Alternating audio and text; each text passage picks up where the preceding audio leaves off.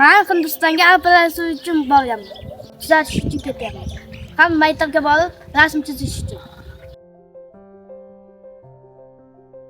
O'g'limni qo'llariga operatsiyaga, qo'llarini operatsiya qildirishga.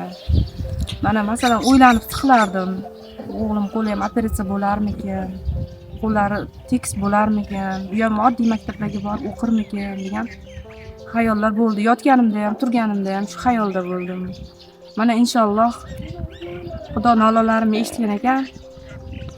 Mana qo'lchalarimni operatsiya qildirishga mana yordam berishyapti. Operatsiya bo'lib chiqqanidan keyin oldingi holatidan, eski holatidan hozir yangi holatiga qaytishini xohlayman.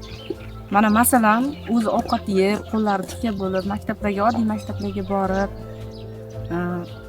o'zi mana masalan qo'llari yaxshi bo'lib, mana bolalar ustidan kulmaydigan holatda bo'lishini xohlayman.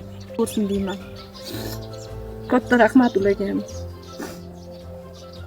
Qanchadan tashagan bo'lsa ham mana Xudoga shukr, o'g'limga shuncha pul mana yig'ildi, bitta operatsiyasiga pul yig'ildi.